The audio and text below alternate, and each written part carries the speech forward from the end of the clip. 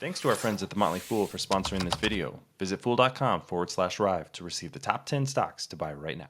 Snap just reported earnings, and this is one of the strangest earnings reports I think I've looked at in a while. I found one shocking number that I think everyone should really see with this stock, but I want to get to the high level numbers first before I go through that. My name is Travis William. Thanks for watching Rive Investing. Please subscribe here on YouTube for all my content. And for disruptive companies like Snap, check out Asymmetric Investing. I have a link in the show notes, but that's my newsletter on stocks that have 10x potential. Could be a company like Snap, but there's one flaw in that, which I will get to in a second. I'm going to start here with the high level financial results. Not really a lot to like from Snap.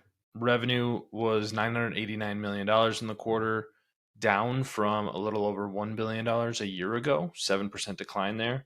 Average revenue per user dropped from $3.20 to $2.58. So that's terrible. And net loss was $329 million.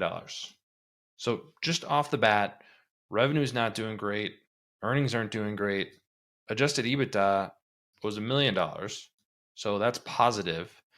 Maybe a little red flag there in a preview for the shocker that I have for you later. And operating cash flow was actually $151 million. So how does a company lose $329 million, but generate operating cash flow of $151 million and free cash flow of $103 million?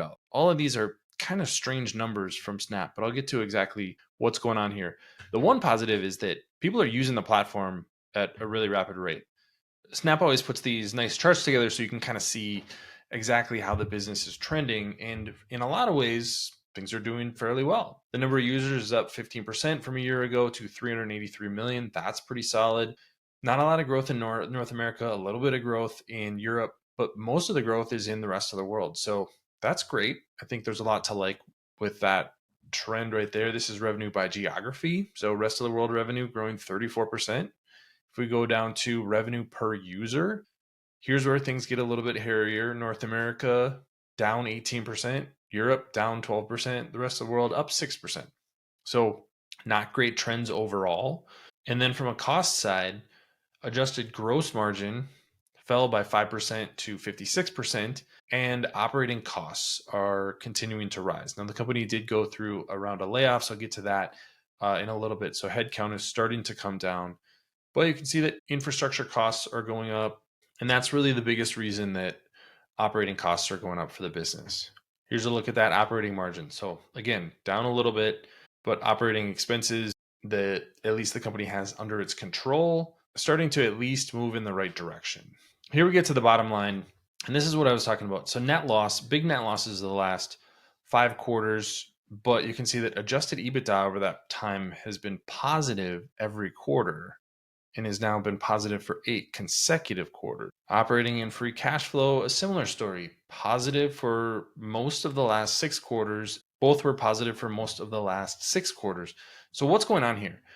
This is the shocking number that I have here is stock-based compensation. This is the statement of cash flows. And the way that the statement of cash flows starts is you start with net income or net loss, and you're backing out into operating cash flows to start with. That's the top of the statement of cash flows.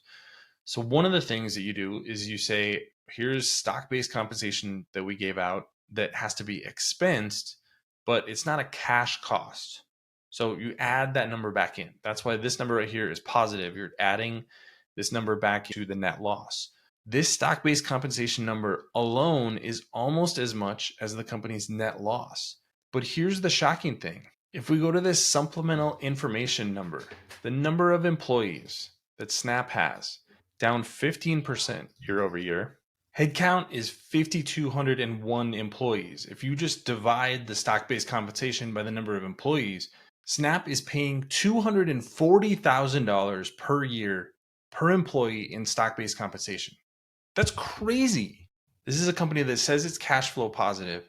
It should be able to generate money and create a little bit of value for shareholders, but it can't because it's paying so much money to its employees in stock. Snap's business is definitely not trending in the right direction, but what makes matters even worse is that stock-based compensation is so high that I don't see any way that the stock is going to be going up in a meaningful way anytime soon. This is the core problem with Snapchat, is it is just not a well-managed company. I would really like to like this stock better. I actually own shares, but until Snap figures out a way to grow revenue profitably and not give away the company with stock-based compensation, this is just not going to be a great investment. So I was pretty disappointed with the quarter, to be honest. But what did you think, and what do you think about the $240,000 average annual stock-based compensation at Snap? That's the highest number I have ever seen, but I would be love to be proven wrong on that. Leave your comments in the comment section below. Don't forget to subscribe to Rive Investing. Thanks for watching, everybody. I'll see you here next time.